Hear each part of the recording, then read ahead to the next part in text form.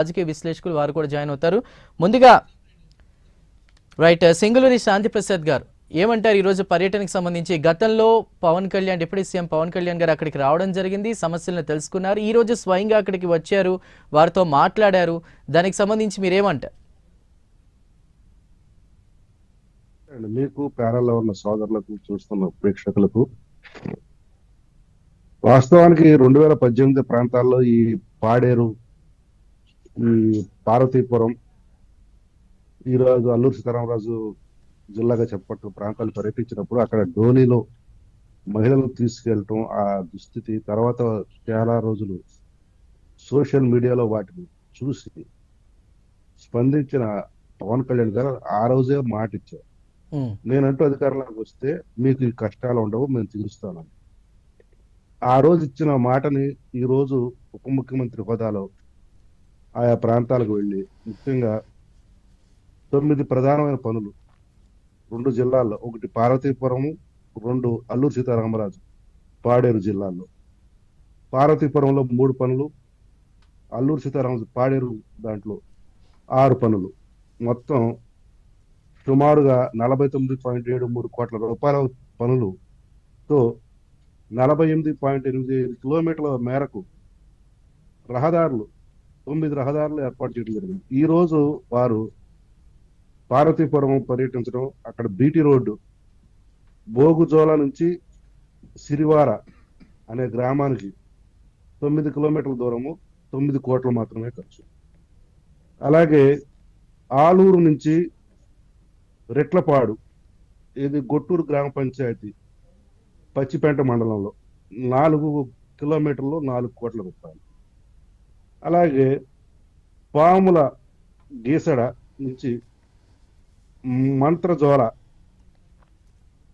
దీనికి 3.6 కిలోమీటర్లు, 3.6 కోట్ల రూపాయలు.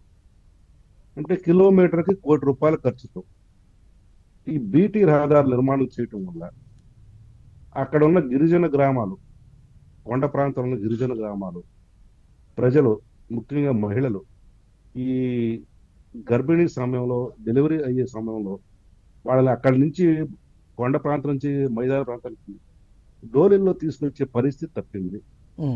ఈ రోజు వాళ్ళు సాధారణ మైదాన ప్రాంతం మనుషుల్లాగానే వారు కూడాను వాహనాల్లో వచ్చి చక్కగా ప్రయాణం చేసి ఆసుపత్రిలో చేరి సాధారణ డెలివరీ అయ్యే పరిస్థితులు ఏర్పడుతుంది. ఇది నాడు పవన్ కళ్యాణ్ గారు ఇచ్చిన హామీ, దాన్ని ఈ రోజు నెరవేర్చడం జరుగుతుంది. పంచాయతీరాజ్ శాఖ నిధులకు దీన్ని మనం ఆహ్వానించాల్సిన అవసరం ఉంది. ఎందుకంటే శాంతి ప్రసాద్ గారు, నాదొకటి సూటి ప్రశ్న. అంటే దాదాపు 5.5 సంవత్సరాలు ప్రభుత్వంలో ఉన్నారు, గిరిజనుల గ్రామాల ఉన్నటువంటి ప్రజల కష్టాలు వాళ్ళకి పట్టలేదంటారా? పవన్ కళ్యాణ్ ఎక్కడున్నా కూడా ఒక సమస్యని తీసుకురావడం, దాని మీద ఫోకస్ అవడం వల్ల కూడా స్పందించినటువంటి ప్రభుత్వం ఈ ఇష్యూ మీద ఎందుకు స్పందించలేదు గత 5.5 సంవత్సరాలుగా వాళ్ళు ప్రభుత్వంలో ఉన్నప్పుడు? మీ కామెంట్ ఏంటి? మేము ఒక విషయాన్ని మేము స్పష్టంగా ప్రజలకు తెలియజేయాలనుకుంటున్నాం సార్. ఇంకా గత ప్రభుత్వ వైఫల్యాలు, జగన్ రెడ్డి చేయలేని పనుల గురించి దాన్ని ప్రధాన అస్త్రంగా తీసుకొని ప్రస్తావించలేదు.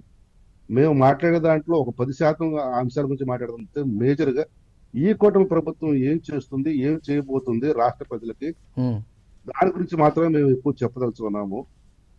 ఏమైనా అరాకొరా ఉంటే అప్పుడు గత ప్రభుత్వం ఎందుకు చేయలేకపోయిందని ప్రస్తుతం ఇవాళ పవన్ కళ్యాణ్ గారు కూడా ప్రశ్నించారు.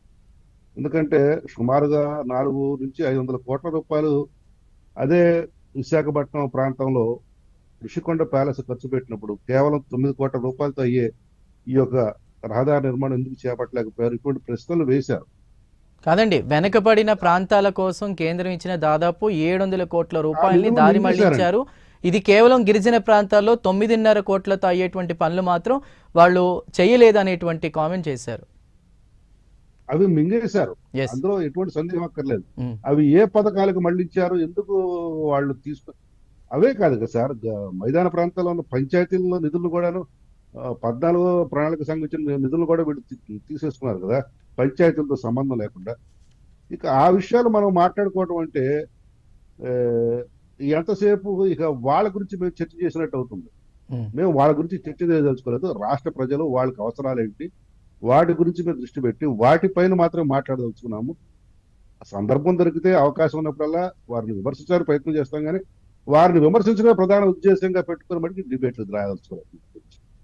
Right right. కాకపోతే ప్రజలకి మనం ప్రతిదీ లెక్క చెప్పాలండి. ట్యాక్సుల ద్వారా వాళ్ళు పే చేసినటువంటి డబ్బు, దానికి సంబంధించి చిన్నపరెడ్డి గారు ఏమంటారు? చిన్నపరెడ్డి గారు